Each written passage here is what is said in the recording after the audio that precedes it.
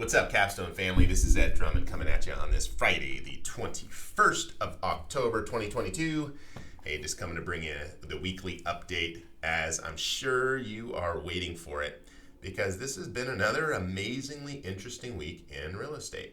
Also wanted to share some interesting things that I don't often share in these videos. If you and I talk on a one-to-one, you may hear some of these things from time to time, but one in particular I'll share later. I'd love to get some reactions out of y'all because I read an article this week that really resonated and brought it home. Okay, so let's start. Article this week, different one than I just referenced. Interest rates have gone up by 14% in the last month, which is just an absolute killer for demand on properties.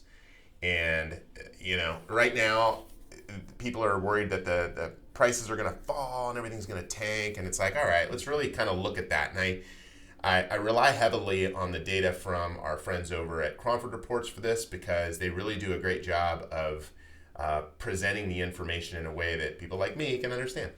So looking at the data, what we're seeing is, of course, demand just absolutely gets stifled. I've got an example that I'll bring up here in just a second, but supply is where usually when demand is, just getting absolutely stifled, we're going to see supply is, in other normalized markets is going to shoot through the roof, which right now is not happening because sellers are, also kind of shell-shocked and figuring out, like, what are they going to do, right? They're not racing out there to sell everything because realistically, supply weaker than normal, sellers are discouraged, right?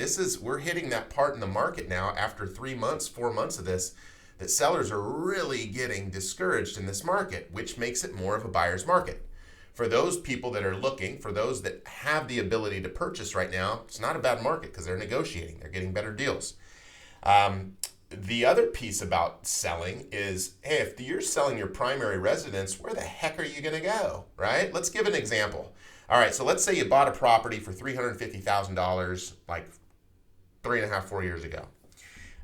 You got an interest rate at like 3%, which was probably about realistic then, maybe closer to 4%, but let's just use it as an example. You paid $350,000 for this house. You put 20% down. Your payment is, $1,655 a month. You're paying under $1,700 a month, which is awesome. That's where you're living now.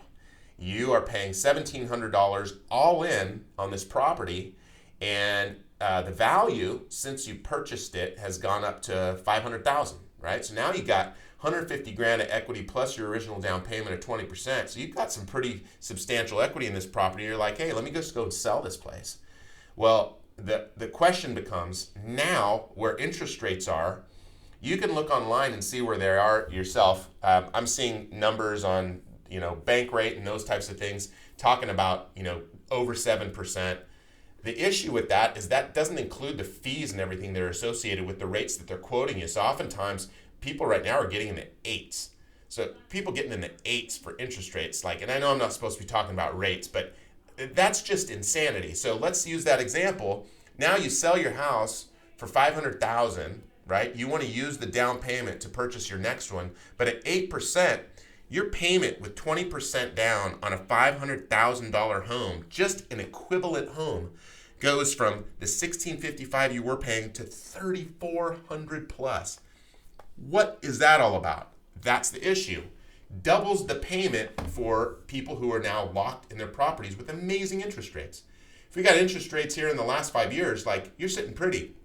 You got amazing opportunities presented ahead of you. However, if you want to sell that property, it's a rude awakening because your options are exceptionally limited for where you're going to put that money to make the amount of money that you got in that property. So, you've got, call it 20% equity that you had originally put down, another $150,000. Where are you going to take that and put it to make what you've got actually in that property? So what options do you have? Maybe HELOCs. A lot of banks are going back to the HELOCs, but interest rates on those very, very, very high. Again, they're tied into prime. They're tied into the different rates. So it's looking at that and seeing what makes the most sense at the time for you. But again, that's why these sellers right now are really in a place of going, wait, where are we going to go? What are we going to do? Now, let's say it's an investment property. Well, where are they going to put that money to make more money on it? I was sitting with a colleague of mine, a buddy who his kids are going to college right now. And I went back to my old stomping ground, Santa Barbara, here recently, and was fortunate enough to get out there and see what the landscape looked like. Super cool. And Mom, if you're watching, hey, one of the things I would have done differently now that I know what I know is when Parker and Belle go to school, I am definitely buying property wherever they go to school because they're going to rent it and I'm going to own it. And at some point, they're going to rent it out just like you did for me, and they will learn how to property manage, or they won't. And I'll just have somebody and pay somebody else to do it for them. However, looking at that, going back into Santa Barbara, it's like the value of those properties now and the amount people are paying in rents, it's just nuts. So for somebody like that, whose kids are going to school where the market right now, you might not think it is, but the market is becoming, and it is a buyer's market. Some sellers have to sell. So any offer to some buyers is better than, or to some sellers is better than nothing. So if you've got kids that are going to school, you got cash burning a hole in your pocket, you're not having to finance it, financially, it may make sense to do that. Even if the value of the properties come down a little bit, it's like, as long as you're cash flow and you're making a good return on your money, better than your Marcus account of 2.17%, gosh, horrible, right? It was at 0.7, but at least now it's up over those twos. Woo! But I mean, looking at where cash is being parked right now, it's like, what are people going to do? In real estate, always be buying, right? You don't necessarily have to be out rushing to make a deal happen that doesn't make financial sense. But hey, if something comes across your desk and it's just like, whoo, that's time to buy. So being in a position to do so is amazing. Getting back to this market, I know I kind of detoured there. Again, sellers discouraged. Rates are super high.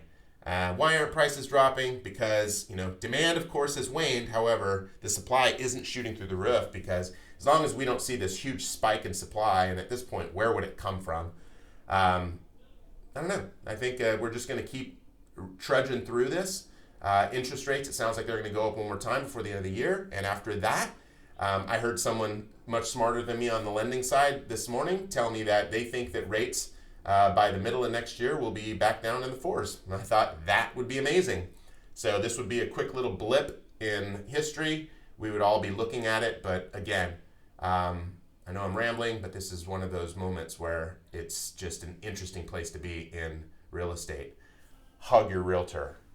40,000 realtors here in the Phoenix metro area and only 4,000 homes sold last month. So that might tell you about what's happening with most real estate companies or teams.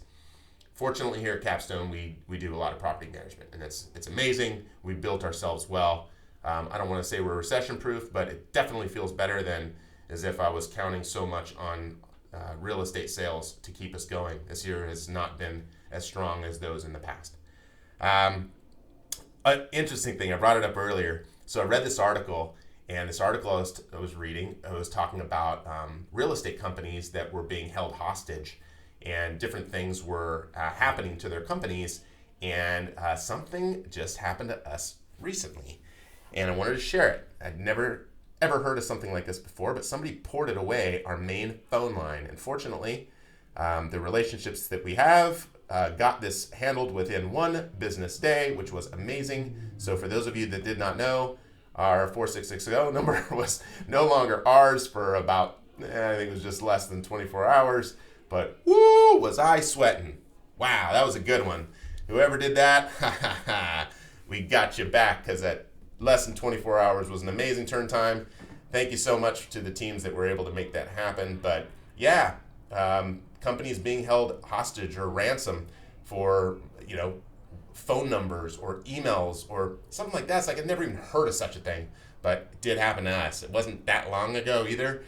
So if I happened to speak to you on that day, you'd probably hear some anxiety and apprehension in my voice. If you didn't, awesome, you missed it all.